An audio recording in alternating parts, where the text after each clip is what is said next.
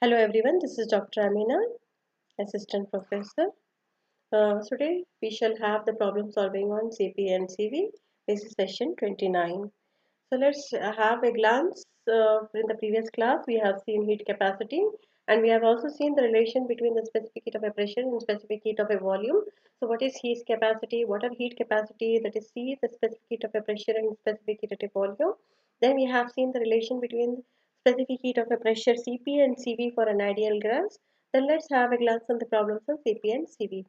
So we have heat capacity of solids and gases, entropy changes, give free energy, different forms of energy. Already we have in the previous sessions.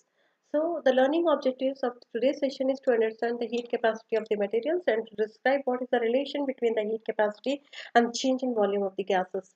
So the session outcome will give the information about heat and capacity. The main question also going to address what are the limitations imposed by thermodynamic on the performance of heat capacity of the gases. When heat is absorbed by a body, the temperature of the body increases. This is natural. So, as when heat is lost, the temperature decreases. The temperature of an object is the measure of the total kinetic energy of the particles that makes up that object. So, when heat is absorbed to an object, this gives that heat gets translated into kinetic energy of the particles.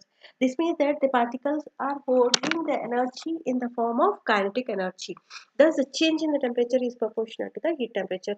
Or we can say that as the temperature is increases, the kinetic energy of this of the particles increases.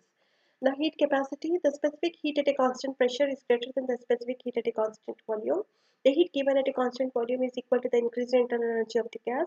The heat given at a constant pressure is equal to the increases in internal energy of the gas plus the work done. That is Q is equal to delta U plus delta W. Delta U is the increase in internal energy, delta W is the amount of work done, and Q is the amount of heat rejected or absorbed.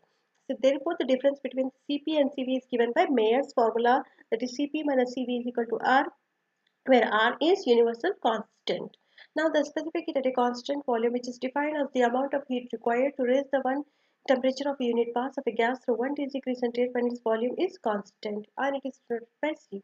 Or you can define that the amount of heat required to raise the 1 gram of a substance to 1 degree centigrade at a constant volume is can also be defined as specific heat at a constant volume. So specific heat at a constant volume is defined as the ratio of dou Q divided by dou T at a constant volume. So you can see that volume is constant.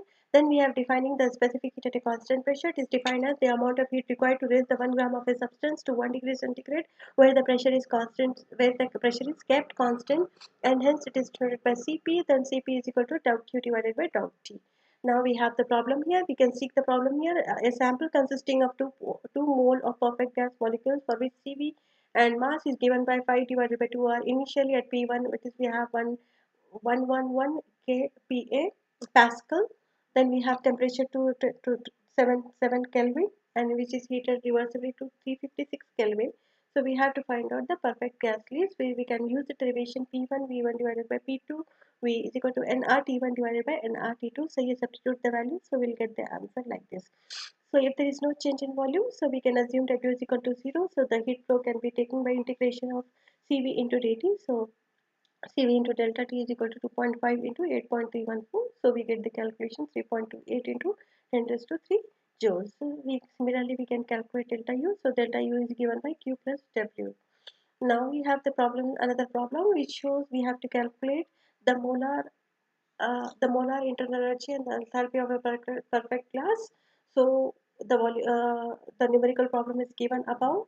So we can recognize the first term on the left as a molar constant. So delta Hm divided by delta T is equal to minus delta Um divided by delta E is equal to R. So we can use the equation Cp minus Cv is equal to R from the Mayer's equation. So Cp is equal to Q of V divided by delta E. And then we have the equation similarly. So we can get the problem in this way. We can calculate Cp, Cv. Next, another example, sample consisting 1.0 mole where the temperature is given. Now the heat was carrying out in a container filled with a piston. Then we have to calculate the work done during the complete decomposition at 8 am. So the total work done, if instead of having a piston in the container was open at the atmosphere, so we can calculate the total work done, which can be given a P into dV, or we can take P into delta V. So we can calculate the volume. In this way we can do the calculation. So the summary of this Session is the problem addresses how heat affects the material and the relation between the heat capacity and its volume changes. So we have the multiple choice questions, so you can refer it. So I'm going to end the session. Thank you.